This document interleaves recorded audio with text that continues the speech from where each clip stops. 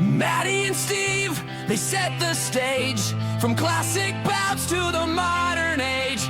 Every slam, every story, every legacy comes alive with wrestling pedigree. So tune on in, the spotlight's bright. The ring is ready on this podcast night. It's wrestling pedigree.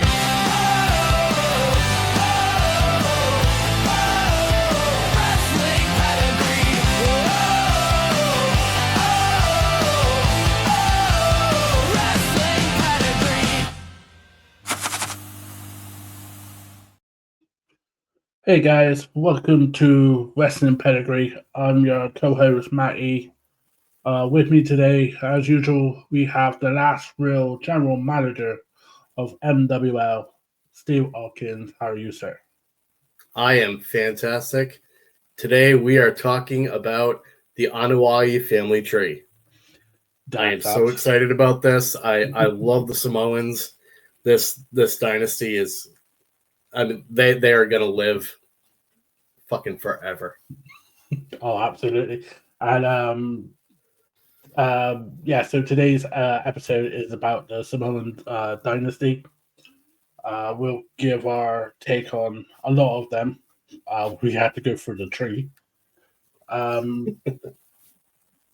Let's start off, though, as what the family is and what it means. What do you think it is, Steve? What do you feel? I mean, the Anoa'i family dynasty, it's epic. Now, I wrote a little something when I was in college, and obviously I've had to update it from now, had to take some things out, put some things in.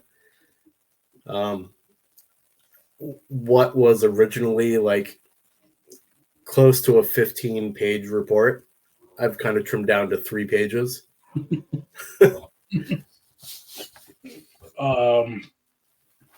you want to go ahead with that?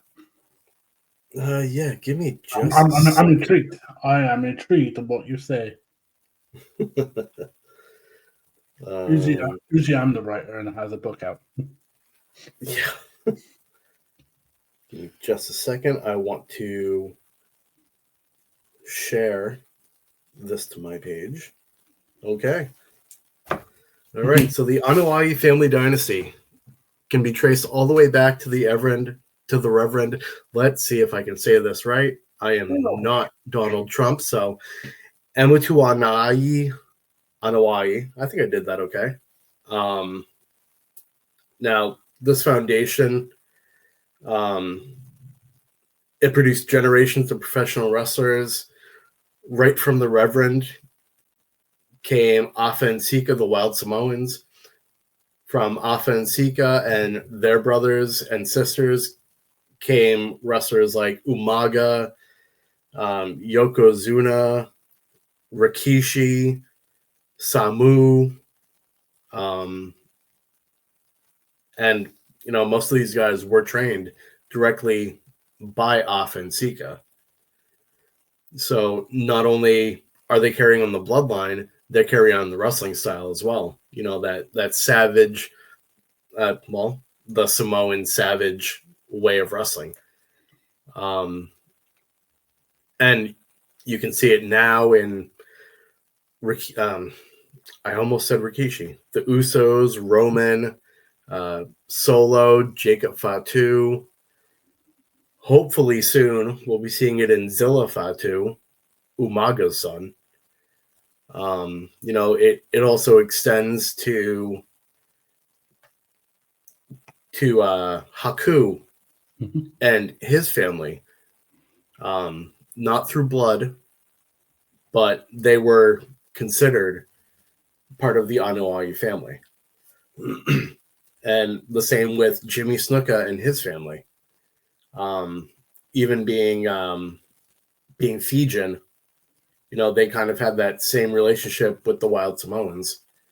So they were considered family as well. And the Anoa'i family, it embodies not just wrestling success, but also Polynesian pride and unity.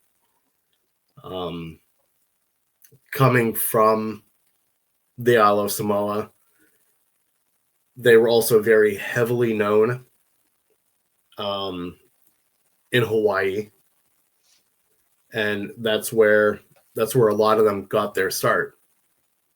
Which that's something that we'll get to in my first kind of headline. But the influence, it extends beyond the ring. Members of the family have taken roles in training schools, charitable foundations, and as we've seen with The Rock, Hollywood entertainment. Being arguably, the biggest star in the world right now.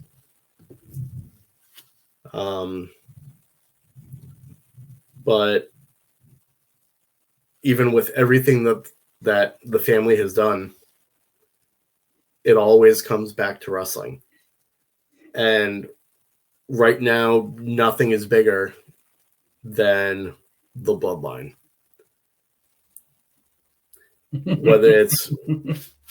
Whether it's our tribal chief Roman Reigns, main event Jey Uso, Jimmy Uso, Solo,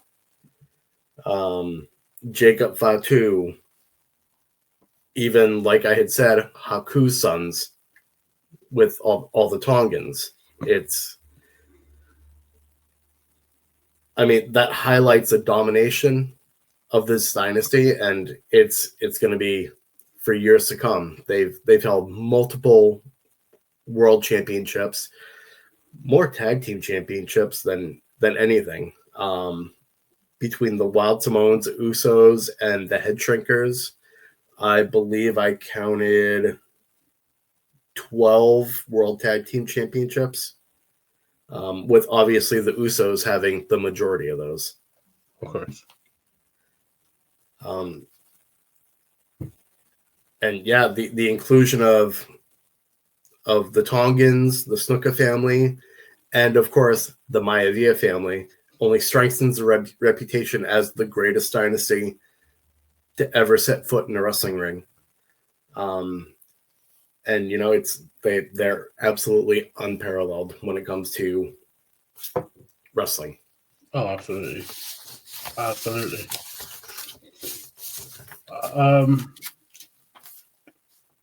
I read a lot about the Wiley family through internet and stuff like that, but watching the Young Rock TV program, and Rock giving stories about his dad and his mom and his granddad and his grandmother and stuff like that. And his grandmother being like the head promoter, especially in the San Francisco area. What makes The Rock's grandmother so big and so well known? Well, once the High Chief passed away, she became a promoter. She took over Polynesian Pro Wrestling, PPW, and with the Anuai family's ties to WWF already, Vince had no problem saying, "Hey, you can use some of my guys." So he would send over people like Andre the Giant. He would send Iron Sheik. Harvey Whippleman or Downtown Bruno was an absolute mainstay. Always by the Rock side, even still to this day, still one of the Rock's very best friends, still one of his confidants. But Leah taking over PPW, she became one of the very earliest female promoters in professional wrestling. Let's see. And like you had said, ended up coming to San Francisco from Hawaii. That's San Francisco's where they really, really dug their nails in. Let's see. She was exactly what you wanted in a promoter. She was tenacious. She was strong-willed. And, The Rock has obviously told a lot of stories about her. She was featured very, very heavily in Young Rock. But one of the things that he didn't really go into, and I found this personally hilarious, when High Chief was wrestling, she didn't know that professional wrestling was scripted. Oh, wow. Yeah. So I bet that was a shock for he had a match and was getting the shit kicked out of him. So she runs into the ring and starts beating his opponent with a shoe, thinking that it was a real fight. Wow. I've heard a story once of High Chief Peter Maivia and Grandma Maivia. They were coming back from a show once, and it was late at night, and there was a McDonald's there, and they knocked on the door. It's just last orders. They knocked on the door. We politely said, "Have we got any throwaway food that you ain't gonna need, and we can have it." But the guy in McDonald's was playing his life in his hands, because then he started being an asshole to him, provoking them through the door with the burgers and stuff like that. Enough that they smashed the door with the glass door in, and then it took. They had a fight, and apparently, according to Pat Patterson, it took 3 officers to put cuffs on her. So it told her it wasn't just High Chief Peter Maivia that was a badass. Oh, Mrs. Maivia was a real badass worse. Oh yeah, and she hit the sheriff door, which was a cop and all say, oh, it was a massive mess, but it's one of those legendary wrestling stories where you definitely don't want to piss off the Samoan Dynasty. Right. No. Along with the Samoan Dynasty, and we were talking about High Chief Peter Maivia. When you think of them, you think of the Wild Samoans. And with the Wild Samoans, after the Seeker, again, there was another story where in San Francisco, it was High Chief Peter Maivia versus Pat Patterson. And the crowd is 90% is like their family was Samoan. And Pat Patterson's he's obviously the heel, he's being up Maivia. And Alpha Seeker are on like nosebleeds, and they are pissed, and they are running down the steps to get into the ring. So that's how much I think they didn't know it was scripted until then. But they were brick shit houses. They were massive. They were phenomenal. I remember them in the 80s, looking on YouTube and learning about wrestling back then. They were amazing. I mean, to wrestle barefooted was unbelievable, but they were unpredictable. I remember them grunting at time. They were managed by, for me, one of the best managers in the world, in Captain Lou Albano. I think I haven't seen much of Peter Maivia's matches, but when I was watching After the Seeker, if you headbutted them, then you're screwed. Yep. Just their brute strength. I mean, their unorthodox behavior. Like, I remember a promo, they were eating like raw fish. Yeah, I remember that one. And I was like, oh man, the stink of that. But their matches against the bouncers, not the bouncers. I think it was. I know who they faced because they caused a massive upset. I think it was Rocky Johnson and Tony Atlas. It was like a really, really big loss.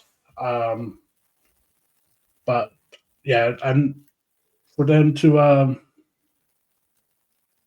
they were like created a wrestling school, and then half the lights that we're going to talk about later on,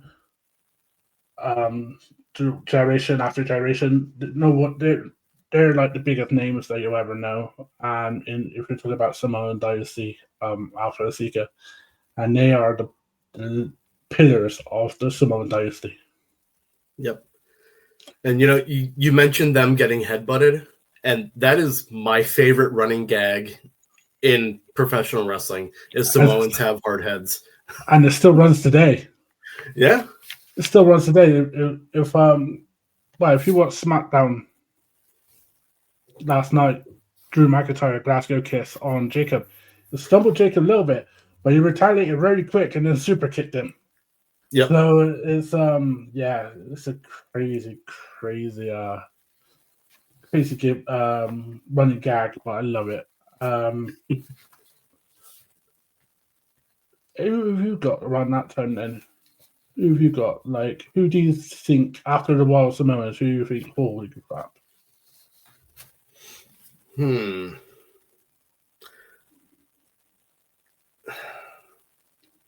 Around that time, I came in at the tail end of their careers. I was born in '84, and I think by maybe about '88 they had stopped wrestling full time. Yeah. But I've gone back. I've watched some of their matches, and just they were so damn good, so ahead of their time.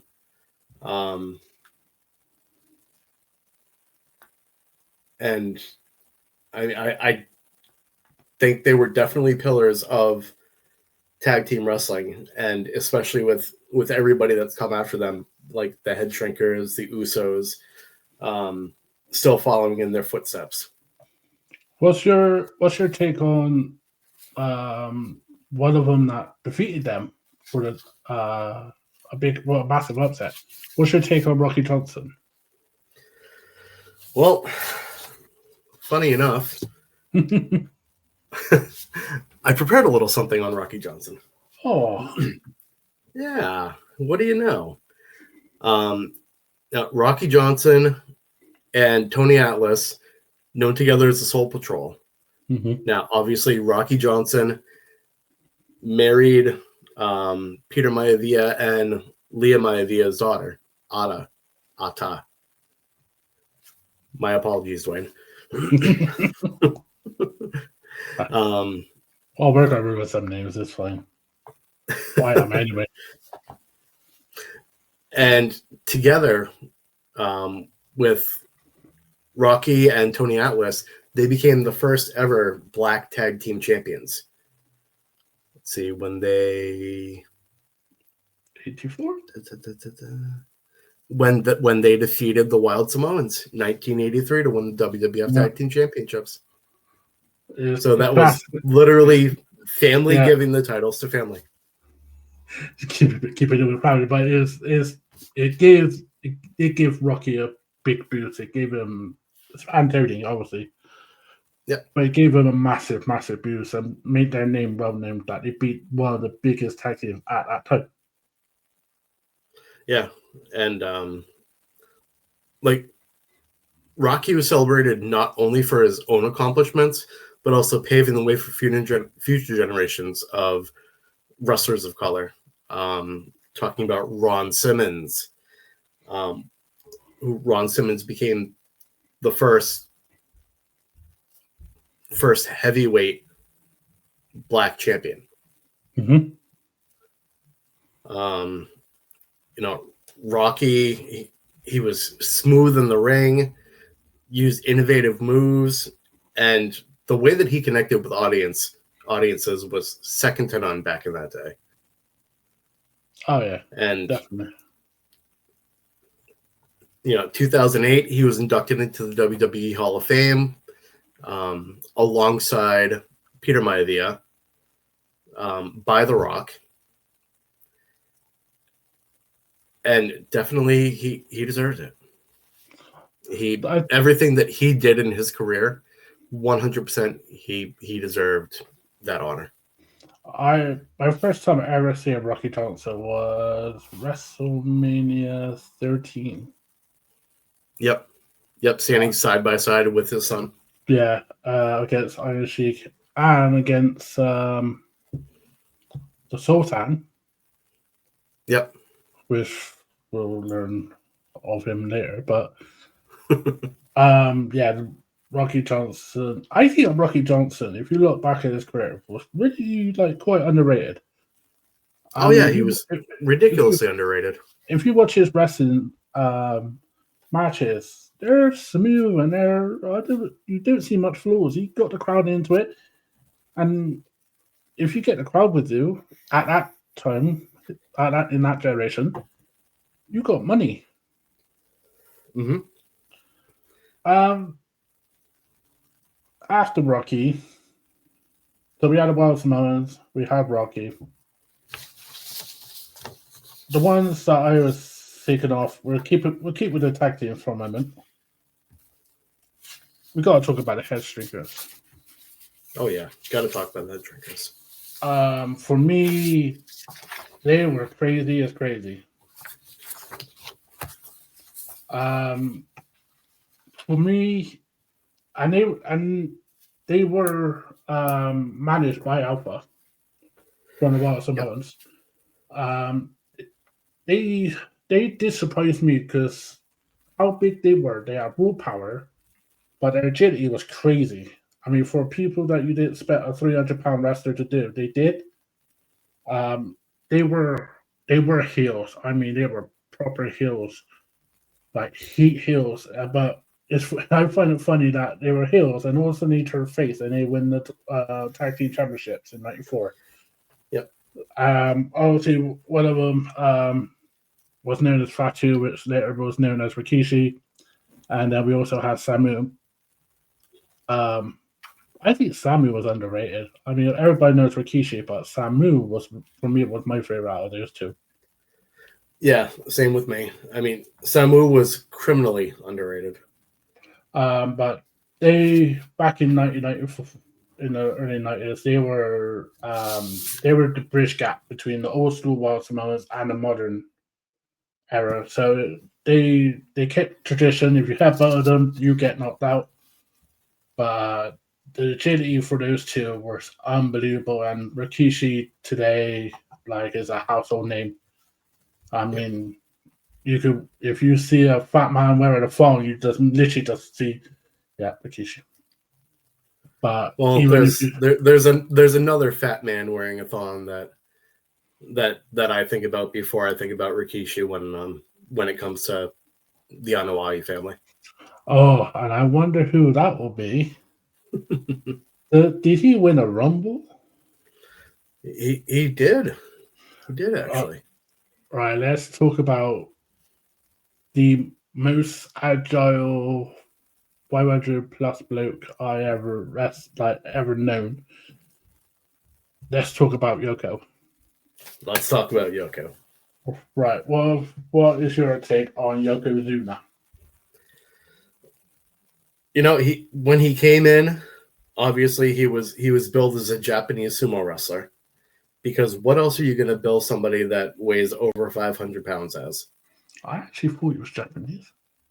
As a kid. I really thought he was too. Yeah. And then as I grew up and I learned more about the Anoa'i family, I was like, oh, that's freaking awesome. Like, I had no clue that Yokozuna was part of the Anoa'i family. And that he had such close ties to, obviously, Rikishi or Samu or help the Wild Samoans. He was unbelievable. I hated him because he was a heel most of the time. But when he was a face for a short while, I loved watching him because you didn't know what you were going to get with him. Right. Do you remember? Oh, was it 19? I think it's 1994. Lex Luger, body slamming him on a USS Intrepid. Yep. Yeah. And there was a story that the ring was so hot, people didn't want to get slammed on it. If you see Yoko, he touches it and then he's out. He's out there. Would you rather say his single run was better in the first it's like 94, or would you say his tag team run with Brett was with Owen was good? Which one would you could say was better run? I mean, they were both great runs. Yes, they were. With both runs, he won championships. However, with his first run, he was billed as unstoppable. And really, that's what I'm putting my money on.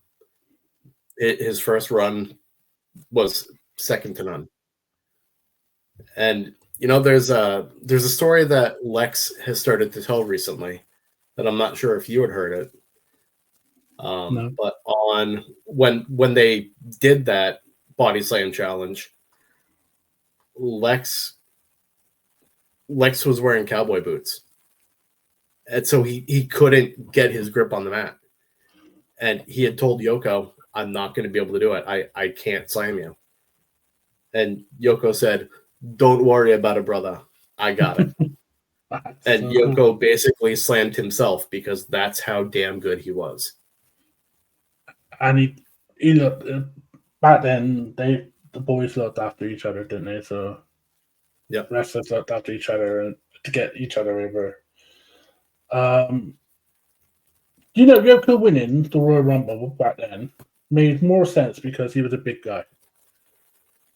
If you look at the history of the Royal Rumble, you got Jim Duggan, big guy, wins. Big John Studd, big guy, wins. Yoko, big guy, definitely wins. Yep.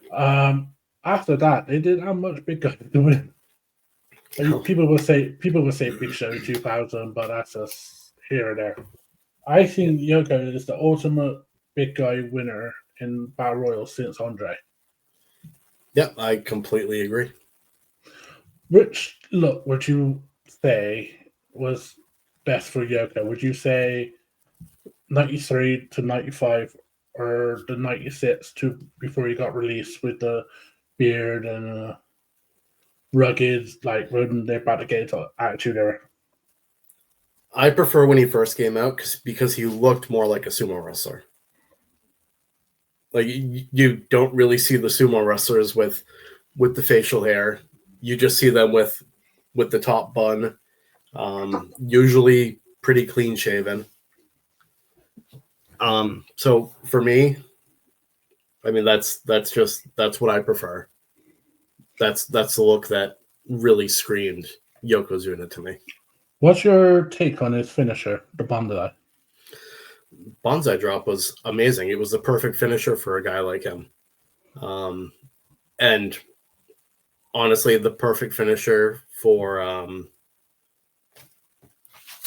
Nia Jax. Yeah, I'm Rikishi. And Rikishi. I mean, Rikishi definitely did it. I think he did that as a tribute. But obviously, Yoko was part of the Broken Skull, the Undertaker. The BSK. BSK.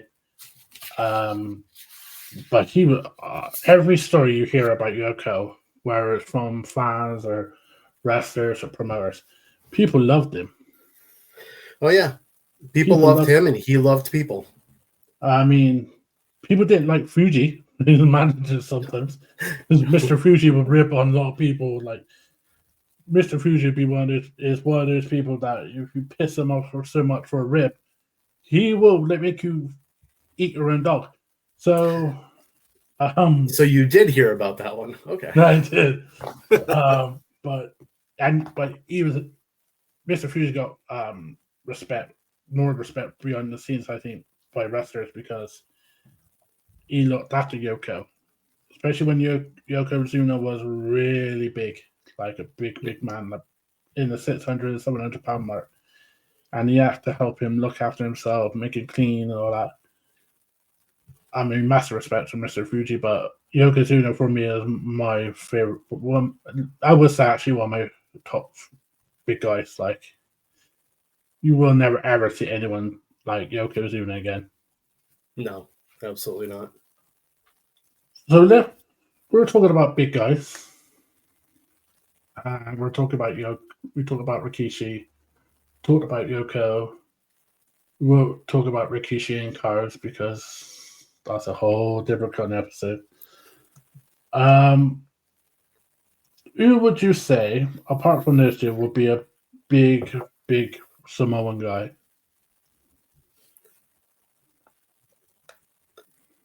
As far as size big, I would consider Umaga a big Yes. Samoan guy. So with Umaga, like him, when they first joined in 2002, I think it's 2002. Yep. Him and Jamal, Rosie and Jamal, Umaga was Jamal. They were 3-minute warning, and they were phenomenal. I never seen two big guys come out and beat up everybody, and I hated it when they came out and beat up the lesbians. I don't know if you remember the HLA Yep. segment, but I had hatred for those two after that. But they were big, they were athletic, they were phenomenal. Umaga, for me, when he debuted as Umaga after they split up the 3-minute warning in 2006, you had Armando Estrada come out, and here comes Umaga, the Samoan bulldozer. But Umaga never spoke. He did not speak until like 2009. Yep. Estrada would do the talking, and Umaga would just beat the shit out of everybody, and that Samoan spike, which is like it takes them to the throat, was crazy. It was scary. He had one of the longest undefeated runs in recent history. He was a 2-time Intercontinental champion, but his match against John Cena at Royal Rumble 06, I think it's Royal Rumble 06, or Royal Rumble 07, in the last man standing match, was unbelievable. It's one of my favorite matches of Umaga. But he had rivalries with Triple H, and we all can't forget his match against Bobby Lashley with the Battle of the Billionaires, where one of them had to go bald, and God damn it, Vince lost. I really wish that he hadn't lost. No. Just that would have been something. He was a throwback monster heel that we did not see since Kane. Yep. Yeah, I would say since Kane, he was the monster heel where you hit him with everything, steel chairs, pet your finishers 3 times. He's still getting up, and he still does his Samoan like shout, and then all of a sudden he's beating the crap out of you. But he was the most intense person. He was the most believable big man. And even though it's a shame that in 2009 he passed away at age 36, his legacy is still like for fans and in WWE. His legacy is still going on with, and obviously with Zilla and doing his legacy. Umaga for me is one of the best, and I hope one day he'll go in the Hall of Fame. I really, really hope so, because he deserves it. Oh, absolutely. Which other, Samoan Dynasty do you have that you wanted to talk about? Well, we can't talk about the Samoan Dynasty without talking about the most electrifying man in sports entertainment. And of course, I'm talking about Dwayne "The Rock" Johnson. As a wrestler, he didn't have a lot of time in the WWE. but the time that he was in, he defined the Attitude Era. Rivalries with Stone Cold Steve Austin, Triple H, Mick Foley. I mean, that was, I'd say, up until recently, the most popular era in WWE. Absolutely. And I think without The Rock, it wouldn't be as big as it was. I think a lot of people gravitated towards The Rock with how cocky he was with his $500 shirts and his catchphrases, and you smell what The Rock is cooking and laying the smackdown in your candy ass. You know, SmackDown, that became his show. And it's been running for, what, 25 years now? 1999. August 1999. Okay, so 26 years. Yeah. So obviously he had that big impact on the WWE, on wrestling in general. And of course, early 2000s, he started his transition to Hollywood with being in the Scorpion King. Doom, which Doom was horrible. It was so bad. The only thing I liked about that movie was when it went into first-person shooter mode toward the end. Yes. That's when I popped. I liked it when the credits happened. It's hard to believe that The Rock only wrestled 7 years in WWE. Yeah. From 96 to 2003. Do you have a favorite Rock match? Yes, I do. Rock Hogan, WrestleMania 18. Oh, I knew that was coming because we said that at WrestleMania moments 2 weeks ago. Is there a Rock moment? Yep. This is your life.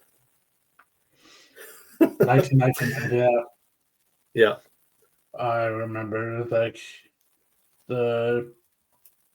was it the cheerleader? Was it the cheerleader or the homecoming girl that you wanted to hook up with? Yeah. Came out. Then it was the coach where you said, "I'll turn that whistle sideways and stick it straight up your candy ass." And then you had the home neck teacher coming out about pie. So it was like 19 minutes, and people thought it would die on his arse, but it was one of the highest rated moments. It was hilarious. I mean, that partnership between him and Mick Foley shouldn't have worked. Oh, absolutely not. And just how they could play off of each other was brilliant. How did you? Okay, what did you think of him when you first started? As this smiley, happy-go-lucky guy coming in, using his family's name, using both families' names, coming in, smiling. I mean, he got booed on his debut in New York City in Madison Square Garden. What was your take of his first reaction? Because you must have been near your teenage years watching that. Yep. Let's see. I would have been 12, 13? 13 at that point, I believe. Yeah. So yeah, I was fully invested in wrestling at that point. And I remember looking at him and saying, this kid's got something, but they need to change his gimmick. They need to do something with him. And I'm very, very glad that they did. I think he needed to. I think he was on. They didn't have nothing for him, and then he joined. Well, I think is one of the best factions in WWE ever, and that is a Nation of Domination. You have Ron Simmons, Farouk, the Godfather, or Karma. Was it Karma Chama back then? Yeah. D'Lo Brown, Mark Henry. Those guys were brilliant. I mean, Brock's gift. I mean, it's used as a gift, but his no way out in 1998 when he rolls his eyes. Yes, is so famous now as a gift to send in someone as a meme or anything like that. He had legendary matches though. Dude, like his matches against Triple H in '98. The SummerSlam ladder match. It was phenomenal. Mick Foley, Mankind in 1999, beginning of 1990. Yeah, well, 98, end of 98 until March 99. But there was like the I Quit matches where he got in trouble. The Sunday Night Heat halftime show. Yep. Oh, I remember that. He created some crazy moments in that Attitude Era that doesn't get much praise that it should. Especially, like I said, the halftime match. Halftime Heat. Yep. Halftime Heat was brilliant. Kind of got ruined because Vince was on mic, but it was brilliant. Obviously, like you said, in 2001 he went mainstream. Well, I say 2000 because he had, was it the song "It Doesn't Matter" come out with Michael John. Then obviously the cameo in 1v2 was Scorpion King. And then obviously the Scorpion King. It's my favorite movie with him is Be Cool because I like that kind of movie. Yeah. Yeah. After the Scorpion King, he moved on to things like the Fast and the Furious franchise, the Jumanji franchise, Moana, which he's doing fantastic with, and the very the not so good Black Adam. Ooh, that's controversial. We're getting cancelled. We're gonna have people saying we're at DC fans fucking messaging us. Steve said what about Black Adam? Listen, I am a DC fan. I have Superman tattooed right there. Well, so don't come at me with your DC love. I rather watch Black Adam than Doom. Agreed. So, I think he opened the doors for. I know Piper and Hogan did to a point, but Rock definitely opened the doors to like the likes of John Cena, Batista, Orton, Miz, just coming, just Becky Lynch, just getting into Hollywood. Yeah, and yeah, he's smashed some ceilings. The Rock has, and Adam, and then his daughter's breaking ceilings also. So she's doing a phenomenal job. Also, you know, one thing that a lot of people may not really realize is just like his grandfather before him, The Rock has taken the title of High Chief. So he is an actual Samoan High Chief. That was only recently, I think. Yeah, a couple of years. Yeah, it's been a few years. The traditions they have is so crazy and so phenomenal to watch. Do you think, because I know we're slightly off topic, do you think in 2 years' time, in Saudi Mania, we will have The Rock versus Roman Reigns? I can see it happening because Saudi prints money. Yep. And I think that happens, and also I've seen bits of The Rock's new movie, Smashing Machine. Phenomenal, absolutely phenomenal, and I cannot wait to watch that. While we're talking about The Rock, let's go to someone else that's just about getting into movies, and that is Roman. Mr. Roman Reigns. Roman Reigns. The OTC one. What can we say about Roman Reigns? That hasn't, like, I mean, when you first started off in FTW, I've seen some bits in FTW. Sorry, FCW. I think some of the matches he had, I don't know if you've seen that. It's on the WWE Vault.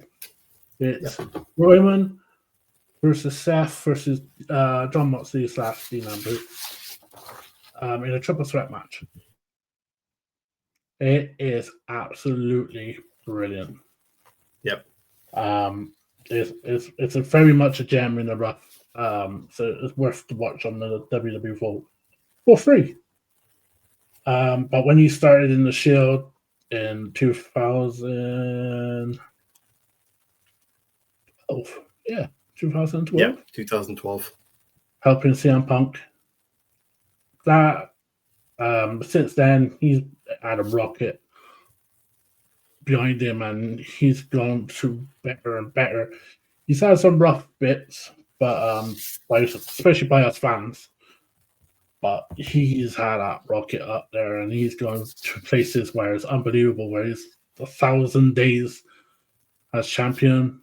1,316 days. That's crazy It's for this of. generation. There's bit different generations ago when it was Bob Backlund, Hogan, and Sheik. But this generation is a massive feat and a massive risk.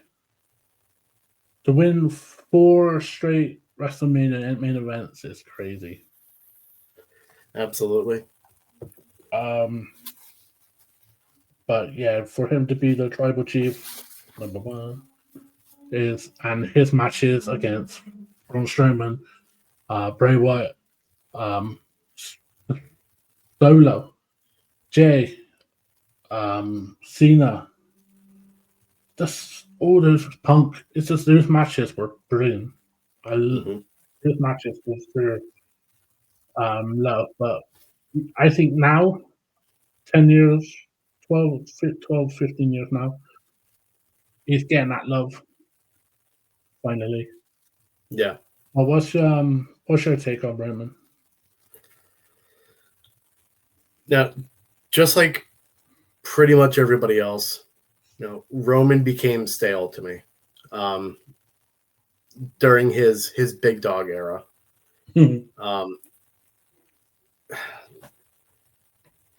We tried so hard to get WWE to make him into a heel because we saw what he could do. We knew he would be able to be what would eventually become the tribal chief, but they were just pushing him down our throats, making him wear blue freaking contacts, trying to make him the white meat babyface. Where you look at the Samoans, none of them are white meat freaking baby faces. Definitely not. Definitely not. 2015, he won the Rumble, and he got booed in Philly. The Rock came out to help him, and they still didn't add on to that. It was forced down our throats so much, and it affected a lot of things. It affected Seth cashing in on WrestleMania. It affected a lot during the pandemic. He had dog food over him. He had everything happening to him. And then after the pandemic, or during the pandemic, he had this new persona, this new gimmick, where he was literally himself, really. I honestly believe it's himself. Just the volume turned up, and you cannot think of the top dog anymore. You cannot really think of him as the Shield. You can't even think of him just as Roman. He is now the tribal chief. Yep. And I honestly do believe we are in Saudi Mania. We're going to get the tribal chief versus the High Chief. Yep, I agree. And talking about when he first turned into the tribal chief, that backstage vignette where pans out and you see him sitting next to Heyman, I screamed with joy sitting in front of my TV. That was the SmackDown after SummerSlam. Yep. So he came back at SummerSlam, speared the Fiend, speared Strowman. Even then, when he came, then you think this is a different Roman because he's more aggressive, more badass. But when he aligned himself with Heyman, like you said, when that camera zoomed out and what was he saying? He said that's not a prediction, it's a spoiler. And then Heyman goes, "Believe that." I was like, "Oh wow!" And his matches since then has been, well, the word we use now, us fans, is cinema. Yep. And a lot of it was very, very good storyline. I'm a sucker for, like I'm a sucker for storyline telling in the ring. He did that phenomenal for the last 4 years.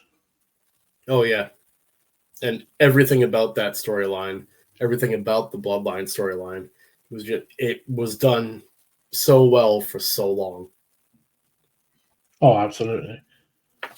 Well, if we're talking about Roman, I think we need to talk about his cousins. Oh, you mean the ones? The ones. I mean, Yeet and no Yeet. Jimmy and Jey Uso. What's your take on? I think one of the greatest tag teams ever. Now, when they first debuted in 2010, coming down to the ring, managed by Tamina Snuka. Mm-hmm. They came in. They were high energy. They weren't what we were used to as far as the Anoa'i family goes. But they still had that little bit of aggression, especially doing the corner butt bump that every freaking Samoan does. No, it's in their blood. Yeah, it's in their blood, just like their hard heads. Mm-hmm. I thought, these guys are going to be good mid-carders for a while. And then they changed. Then they welcomed us to the Uso Penitentiary. And I went, holy shit. These guys are going to be around for a while. They're going to be main event. Oh, yeah. And not only did they become main event, one of them is literally nicknamed Main Event, Jey Uso. So they went from the colorful garb, coming in doing the Siva Tau, the Samoan war dance, to like more of a street inspired look. They had their hat sideways. They were wearing the baggy jeans. And they were themselves. Yeah, they were themselves. They were what they were comfortable doing. Which, I mean, as we can see, it works. Oh, absolutely. So, and they became one of the most decorated tag teams in WWE history, winning 3 Raw Tag Team Championships and 5 SmackDown Tag Team Championships, for a total of 8. That ties them with the Dudleys, I believe. Yes. Oh, no, the Dudleys had 10. Dudleys had 10, but I think they beat the Dudleys. Because it's out of them in the New Day, I think. I don't remember. But do you remember who they debuted against? Like who they beat up? Do you remember who they beat up? I don't remember. It's another family. It was the Hart family. It was TJ and Harry Smith, and TJ Wilson, and Natty. That's the 3 came out and beat them up. That makes sense. Because the Anoa'i family and the Hart family were always just like that. Yeah. And they always do business with each other. And it was nice to see the next generation come out and beat each other up. Yeah. What would you say is the Usos? We'll stay with the tag team at a minute. Who would you say is the Usos' best rivalry and match? No, absolutely their best rivalry is the New Day. I agree. As far as their best match, I don't know. I definitely not their match against each other. Well, apart from when they came out with the Bloodline rules and Jay speared Jimmy off the stage, that was the best thing they did on WrestleMania that night. What would you? I would say the New Day versus Usos in Hell in a Cell. Oh, yeah. I really did enjoy that match. That was brutal, and I loved it. I absolutely loved that match. Let's go with the singles now. What's your take on main events run now? Or main event Jey Uso's run since they split? I mean, he did it. He did exactly what he said he wanted to do. He became the world champion. He had such a good singles run leading up to his match against Gunther.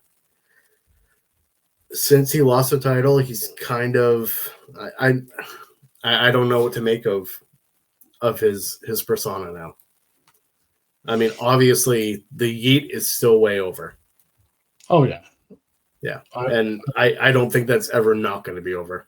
I've honestly recently been to WWE shows and it's still over because I'm still doing it. What about Jimmy's run? Yeah, after Jimmy's injury in 2020, he's kind of floundered. Mm-hmm. I really wish that I want them to give him something more.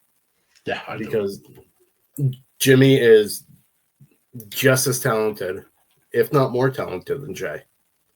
I feel Jay might, and Jay might be more over with the fans, but I really think Jimmy, if given the opportunity, could be even bigger than Jay.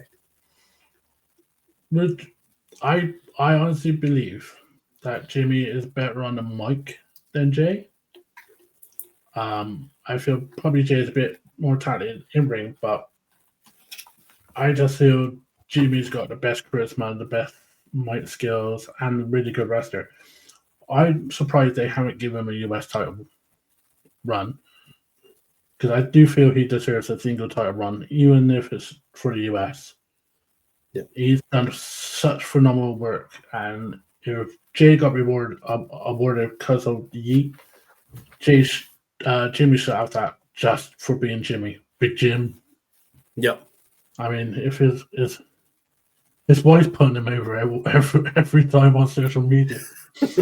No, and his I saw on social media recently that his new unborn baby is super kicking already to Naomi. So the bloodline is carrying on. So we know that. Yeah. For me, two phenomenal wrestlers, two phenomenal human beings behind the scenes by all the stories. So we always say it on roundtable or on air.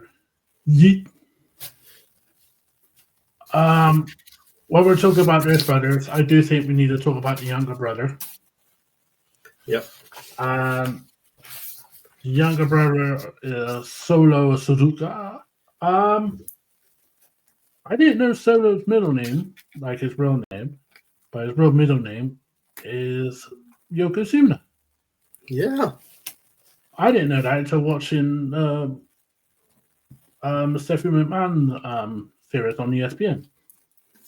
That's crazy how I didn't know that, but it's a nice tribute to Yoko.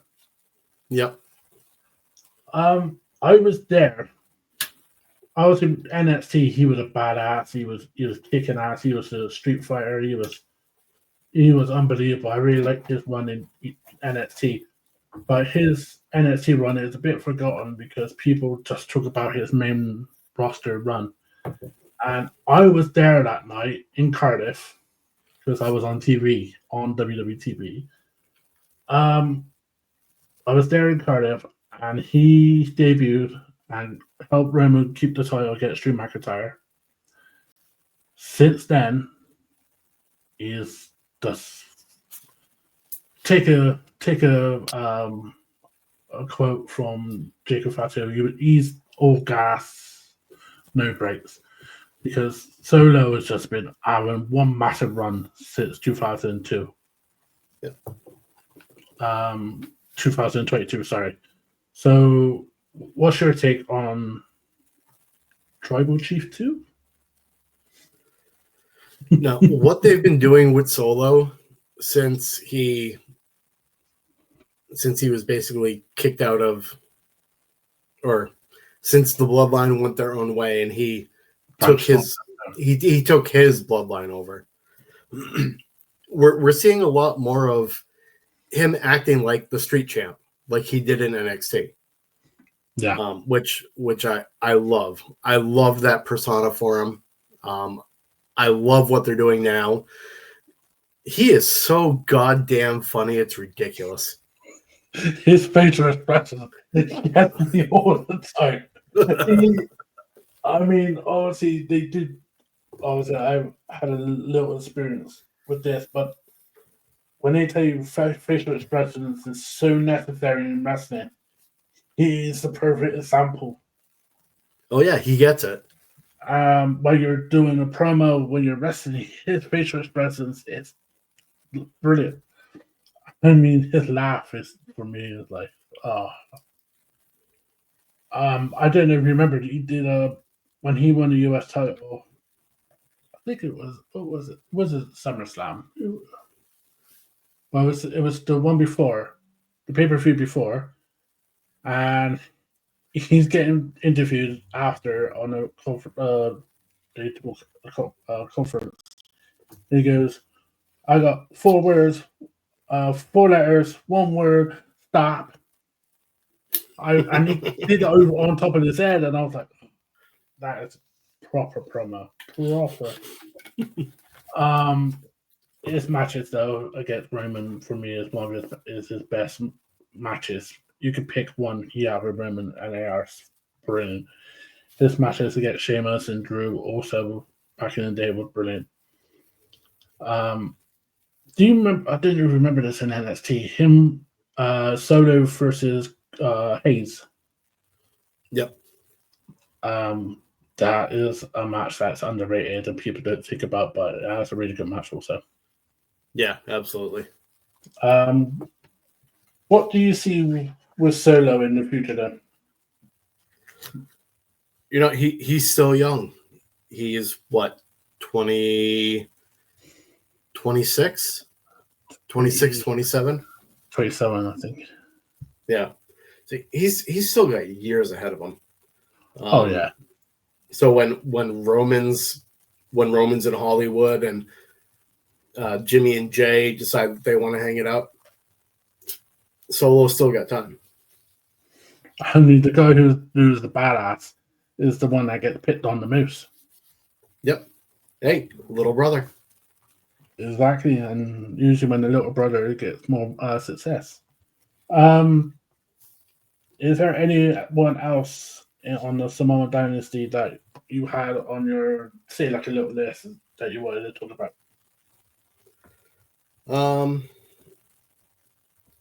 I mean, I think at this point we should kind of start to look towards the future. Oh, absolutely. And I think the future, besides Solo, starts with Jacob Fatu. Oh, gas, no bread. Nah, I mean, I watched Jacob in Major League Wrestling. He caught me then. Mm-hmm. he is phenomenal, and it's freaky and scary how talented and how his ability is that I struggle to get out of bed sometimes, and this guy is jumping on the top rope like nobody's business. Um, what's your take on Mr. Jacob Fatu? I mean, he's going to be a superstar for years to come. He's got that great pedigree behind him.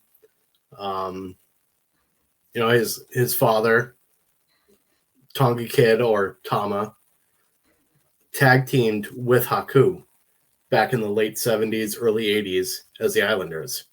Yeah. And he's been trained in the family tradition. So he is your quintessential Samoan.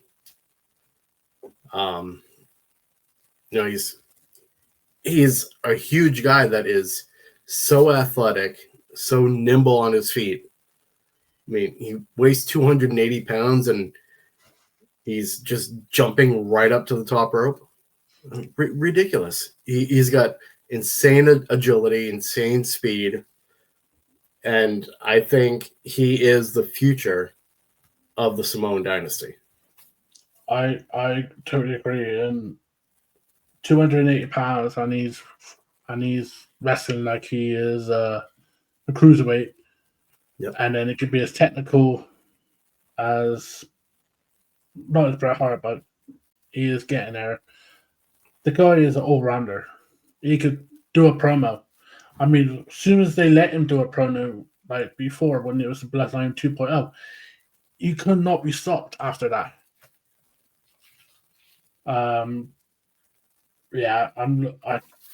He's a future champ, and this recent rivalry he's gonna have with Drew McIntyre is gonna be absolutely phenomenal. Oh yeah. Another one of the young ones I want to talk about, we want to talk about, is my favorite young one, really, because he don't give a flying shit. Silla Fatu. Yes. I watched Silla at House of Glory. I love it. I love his matches. His recent rivalry with Bully Ray was really good. But his promos are great also. But he's a fan. That's what I love about Silla is he is a wrestling fan. He gets into it. He's there. He lives it. He's seen it through fans' eyes also. So he knows what we want. So he goes out and does it. He is brilliant, and obviously recently he was on TNA. But he's a great, great talent. And what's your take on him? No, Zilla is going to be huge when he comes over to the WWE. I mean, he's still really, really early in his pro wrestling journey, but watching him on ROW and everything that he's doing with Booker T, being able to see him on TNA, he's so damn good for the little bit of time that he's been doing this. And just, I think more practice, he's going to get even better. And he wrestles just like his father. Yes. Which obviously is Umaga. Yes. But he has more speed, which Umaga wasn't a slow guy. No, he was a fast guy. I mean, like you said, they do that turnbuckle hit attack. Yep. And he was the fast one. Yeah. But do you honestly believe then Zilla will be in WWE? I think NXT, but I think he'll come over in NXT. He's going to get called up in no time. yeah, and there's also others that are about like Journey, stuff and others, but with Zilla and Jacob, they're going to be the next ones. They're going to be the future. Yep. While we talk about the future, let's talk about I see some that actually does not get as much credit as they should, and that is the women of the Samoan Dynasty. Mhm. And the ones I'm thinking of is Tamia, like you mentioned earlier, Tamia Snuka and Naomi. So, what's your take on the females of the Samoan Dynasty? I mean, obviously, Tamina, part of the Snuka side of it, isn't blood related to the Anua'i family. But, I mean, there's nobody meaner than Tamina. They said it all the time, and it's true. And she was so good for what she was. Underrated. Oh, yeah. Absolutely underrated. And the same could be said in part about Naomi. Mm. I mean, she came in with Brodus Clay as one of his funkadactyls. Oh god, yeah, with Cameron. And I remember watching her and going, "Wow, she is so athletic. I wonder if she's gonna ever get in the ring." So I wasn't thinking that. See, I have that real general manager mindset. I was thinking, I was totally thinking something else in that era, but Yeah, you were just looking at the butt, Matty. well, Big Jim can. But but that is a perfect sample of hard work pays off. Yep.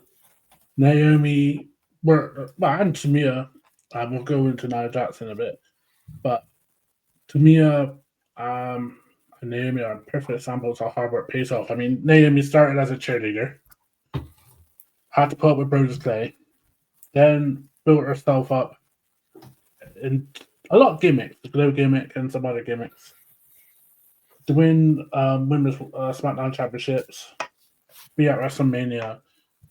But her recent stint with the Caution is her best work ever. Oh, yeah. Unfortunately, Big Jim wanted to swerve it, but it was. She is phenomenal, and to me, I popped. I marked out when Tamia won the tag team titles. Yep. So she deserved it so much, and it was criminal that after any title. Yep. Absolutely. But if she was I don't know if she's retired or anything like that. But if she was about now, easily be US or Intercontinental. Oh, yeah. If they had the offers they had back then now, oh, she'd be a multi-time champion. Oh, yeah. Absolutely. I couldn't agree more. What is your take? And we will not talk about last night. What is your take on Nia Jax? Oh, I have a love-hate relationship with Nia Jax. Oh, do tell. I mean, when she first came in, I'll be 100% honest. I was saying she only has this job because she's The Rock's cousin. I mean, she would, at the beginning, she was botching a lot. Yeah. She was very, very green. Honestly, I think they should have sent her to developmental to get some ring work in. However, when she came back, she was a lot more polished. Mm-hmm. Her movements didn't seem as mechanical. Yeah. And she seemed like she actually got wrestling finally. Like you said, we're not going to talk about what happened last night. No. But hey, everybody can screw up now and then. Oh. But the runs that she has had with the women's championship and the feuds that she's had with the likes of Tiffany Stratton, I mean, just she's gotten so much better, and I respect the work that she's put in. Oh, absolutely, and is in WWE, and this is before McMahon left. We didn't see much big girls. Nope. We saw almost Awesome Karma come in or there, but when Nia came, you're like, oh shit, and it was like she built that really well, and I have massive, massive respect for her for how she's progressed. Yeah, like you said, she was green at first, and then she developed. But this is the perfect thing with having a performance center. Yeah. Go away for about 3 months. You improve yourself, you polish a bit more, and then you get back into storylines. Some particular promotions need a performance center because some of them need to go away, Monet, and sort themselves out. But I love this heel. I love her heel gimmick. I mean, I prefer her as a heel than a face. She did that face run years ago, but she's the best heel, big girl heel ever. Yeah, I can absolutely agree. And she's a monster heel, just like every other Samoan. That is what makes the Samoans is being monster heels. And she's got a hard day. I mean, I seen Naomi try to headbutt her, and Naomi got messed up. Yep. Nia made Becky become the man. That's true. I mean, if I was Nia, I would look at the checks and see where's my little bit of cash because I made you the man. Anything else on the Samoan Dynasty stuff? The Samoan Dynasty isn't going to go away anytime soon, and I'm here for the long run. Oh, absolutely. And I think I've heard stories before, but I heard a saying that there's 3 things in this world, and it is death, taxes, and a Samoan Dynasty. Because they just live on and on and on. I think we're on like 5th generation now. Yeah. So, and even in professional wrestling, even not being part of the Samoan Dynasty, but being a Samoan yourself, fans always kind of put you in that hole. Like, look at Samoa Joe. Yes. He's not part of the Samoan Dynasty. I'm pretty sure he's from the other side of the island. But he's kind of grouped in to being, for lack of a better term, just like the rest of the Samoans. Then you got like the likes of Bronson Reed. Yep. Samoan. Wow. He said he's Samoan. But then you got the likes of, like, when you're really, really close friends, you treat them as family, so they are family. Then you got likes of, I think, one of the biggest badasses ever, and that's Haku. Yep. I mean, I've heard I think me and you heard a lot of stories about Haku. I heard Haku got hit by a fire extinguisher once, and he dented the fire extinguisher, but he was alright. So it's one of those stories where any Haku story is brilliant, but the Samoan Dynasty for me is one of the top wrestling families up there, and I will include like the Rose and the Hearts. They are definitely up there. But this episode has been so much fun to talk about. It really has.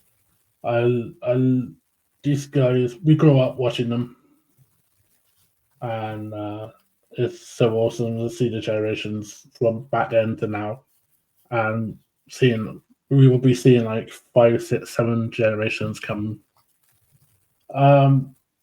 What did you want to do? What do you want to talk about next week? I'm giving you the floor for next week.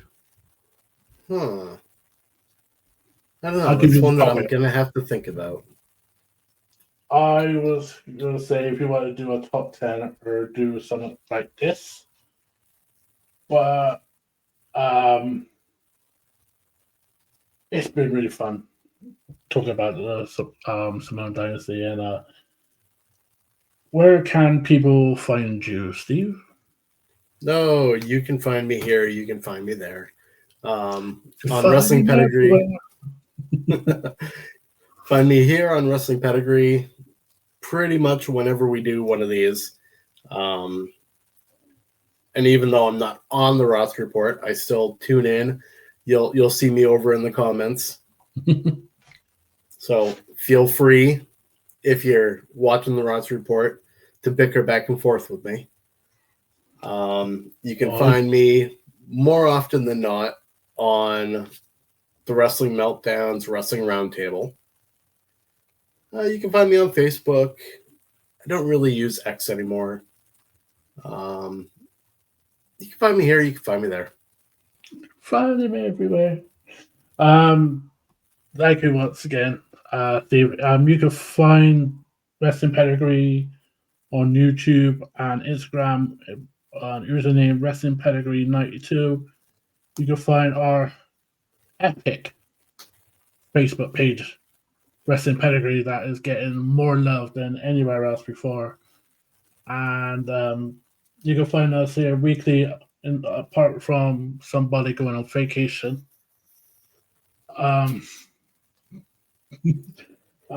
We will have an awesome show next week. We will be here next weekend. We do have the Ross Report on Monday. And then we have Ross Report again on Friday. So there's a lot going on, Wrestling Pedigree. And if you want to join the Wrestling Prediction League, the MWL is still offering membership. So look for us on Facebook. And just come in and have fun. But that's a lot from me. So enjoy No Mercy in a half hour on this Saturday night, and enjoy the rest of your weekend, guys. And until next week, look after yourself and enjoy wrestling.